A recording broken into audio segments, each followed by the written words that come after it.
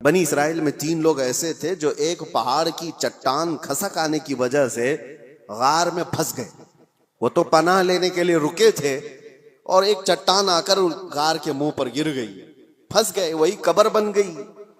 رونے لگے, گڑ گڑانے لگے, کوئی ان کے پاس آسرا نہیں تھا کہ نکل جائیں. تینوں نے یہ طے کیا کہ ہم دعا کرتے ہیں اللہ کی بارگاہ میں, ہو سکتا ہے اللہ تبارک و تعالیٰ دعاؤں کے ذریعے سے اس پہاڑ کی چٹان کو ہٹا دے.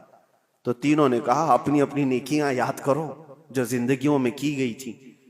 یہ صحیح حدیث ہے, میں آپ کو بتا رہا ہوں کون سی چیزیں اللہ کی بارگاہ میں مقبول ہیں.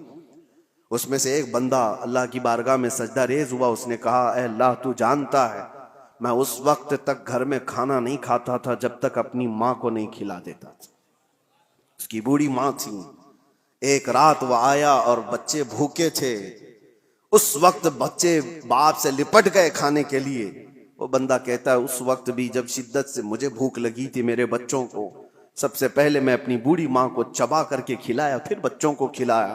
اے رحمان اگر تجھے یہ ادا پسند آئی ہو میری زندگی کی تو اس پہاڑ کی چٹان کو ہٹا دے. پہاڑ کی چٹان تھوڑی کھسک گئی, لیکن اتنی نہیں کہ وہ لوگ نکل سکتے. دوسرے نے سجدہ کیا اور اللہ کی بارگاہ میں دعا کیا, اے رب العالمین تو بہتر جانتا ہے میں اپنے چچا کی بیٹی کا عاشق تھا اور ہمارے درمیان محبت چلتی تھی. ایک دن ایسا آیا کہ سارے لوگ چلے گئے اور ہم دونوں تنہا تھے.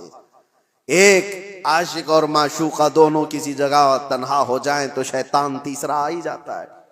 دونوں کہتے ہم گناہ کا پورا ارادہ کر لیے تھے, کوئی نہیں تھا, مگر میرے اس چچیری بہن نے مجھ سے کہا کہ ڈرو اللہ دیکھ رہا ہے, ہم تنہا نہیں ہیں.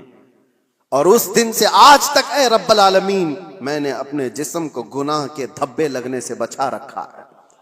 موقع تھا گناہ کا مگر تیرے خوف سے میں نے گناہ نہیں کیا. اس نیکی کو اس نے وسیلہ بنایا تو چٹان کھسک گئی.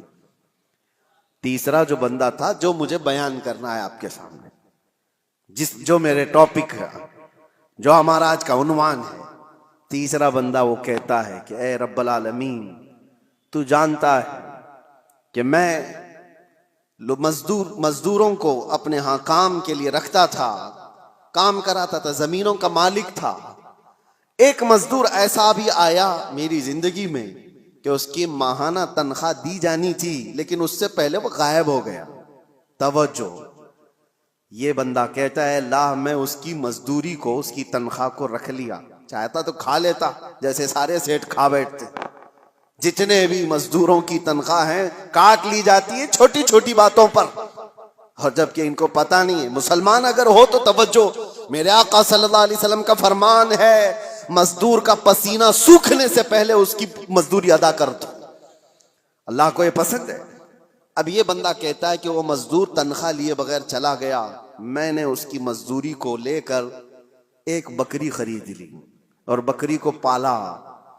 رب تبارک و تعالیٰ کی بارگاہ میں وہ کہہ رہا ہے بکری کو پالا, بکری نے بچے دیے اور پھر اس میں برکت اتنی ہوتی گئی, سالوں بیت گئے, بکریوں سے بکریاں, بکریوں سے بکریاں اتنی بڑھ گئی کہ وہ ریوڑ ہو گیا, بلکہ ایک میدان میں بھی وہ بھر نہیں پاتی تھیں. مجھے شہر سے باہر جانا پڑا, شہر سے باہر بہت بڑا میدان ان بکریوں کے لیے. ایک بکری سے اتنی بکریاں ہو گئی. اور یہ بھی بات بتاتا ہوں میرے آقا نے فرمایا بکری میں برکت ہے, سارے جانوروں میں بکری میں اللہ نے برکت رکھی ہے. اور اتنی زیادہ بکریاں ہو گئیں لیکن اس میں سے ایک بکری بھی نہ اس نے بیچا, نہ کھایا, نہ استعمال کیا. کئی سالوں کے بعد وہ مزدور واپس آ جاتا ہے اور آ کر کے اس نے اپنے آقا سے کہا کہ آپ کو پتہ ہے میں آپ کے یہاں مزدوری کیا کرتا تھا, کام کرتا تھا, اور ایک آخری وقت ایسا آیا تھا کہ میں اپنی مزدوری لیے بغیر چلا گیا تھا. اگر ہو سکے تو آج میری بڑی مجبوری ہے, میں بہت بے بس ہوں, میری وہ مزدوری اگر آپ کے پاس رکھی ہو تو مجھے دے دیجیے. یہ بندہ کہتا ہے میں اس مزدور کا ہاتھ پکڑا اور لے جا کر کہا یہ ساری بکریاں تیری مزدوری کی ہیں, یہ تیری تنخواہ ہے. اس نے کہا سیٹھ صاحب کیا مذاق کر رہے ہو میرے ساتھ, میری تنخواہ اتنی نہیں ہے کہ ایک بکری بھی آ سکے. آج کے زمانے میں اتنی ساری بکریاں, وہ کہتا ہے جس وقت تو اپنی تنخواہ چھوڑ گیا تھا میں اس وقت تیری رقم سے ایک بکری خریدا اور اللہ نے اس میں اتنی برکت عطا کی. وہ بندہ دیکھتا ہے کہ آپ سچ کہہ رہے ہو؟ اس نے کہا ہاں سچ کہہ رہا ہوں. بکریاں ہی نہیں، اس میں سے ایک بال بھی میرا نہیں ہے، سب کچھ تیرا ہے، بکریاں بھی تیری، رسیاں بھی تیری. وہ بندہ خوشیوں کے ساتھ ہانکتے ہوئے وہ بکریاں لے کر کے جاتا ہے اور اللہ کی بارگاہ میں کہتا ہے ایسا بندہ میں نے نہیں دیکھا جو اپنے حقوق اور معاملات میں اتنا پکا ہو. رب تعالیٰ کی بارگاہ میں یہ بندہ کہتا ہے اللہ یہ میں نے خالص تیری رضا کے لیے کیا، تیرے خوف سے کیا. رب تعالیٰ نے اس کی یہ دعا سنی. حضور فرماتے ہیں فوراً وہ چٹان کھسک کر کے نکل چکی تھی. تینوں باہر آ گئے تھے. بڑی بڑی مصیبتوں میں آج بھی ہم گرفتار ہیں. ہمارے پاس ایسی کوئی چیز ہے تو رکھو اور دعا کرو. ہم نے کسی انسان کے ساتھ اگر اس کی مصیبتوں میں ایسا سلوک کیا ہے تو وہ بھی اللہ کی بارگاہ میں آج رکھو، دیکھیں مصیبتیں کیوں نہیں دور ہوتی. ہم نے تو ایسی چیزیں کہاں رکھی ہیں. اسی لیے معاملات میں اسلام بہت زیادہ تاکید کیا ہوا ہے. میرے عزیزو کچھ لوگوں کو باتیں کڑوی لگتی ہیں لیکن یہی صحیح ہے عزیزو، یہی صحیح ہے. آج اگر تم ان حقوق کی پامالی کرو گے تو قبر بھی ہے اور آخرت بھی ہے. میں ان کی بات نہیں کرتا جن کا آخرت کا تصور ہی نہیں. آپ کو آخرت میں اللہ کی بارگاہ میں کھڑا ہونا ہے، حساب دینا ہے. اس لیے اپنے معاملات کو صحیح رکھو. ایک لقمہ بھی بلکہ ایک جنازہ میرے آقا کی بارگاہ میں ایسا آیا تھا، صحابہ کھڑے ہیں، صفے لگائے ہوئے ہیں. حضور نے پوچھا اس مرے ہوئے آدمی پر کسی کا کوئی قرضہ باقی ہے؟ جماعت میں سے ایک نے کہا یا رسول اللہ 2 درہم کا قرضہ باقی ہے. حضور پیچھے آ جاتے ہیں اور کہتے ہیں صلو علی صاحبکم ولا اصلی علیہ، تم چاہو تو اپنے اس ساتھی کی جنازے کی نماز پڑھ لو، میں نہیں پڑھنے والا.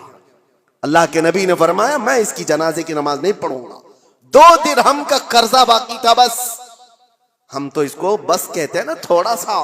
اللہ کے نبی نے فرمایا میں اس کی نماز جنازہ نہیں پڑھوں گا. دوسرے ایک صحابی نے حضور کی بارگاہ میں عرض کیا آقا میں اس کی ضمانت لیتا ہوں. حضور نے پوچھا کب تک ادا کرو گے؟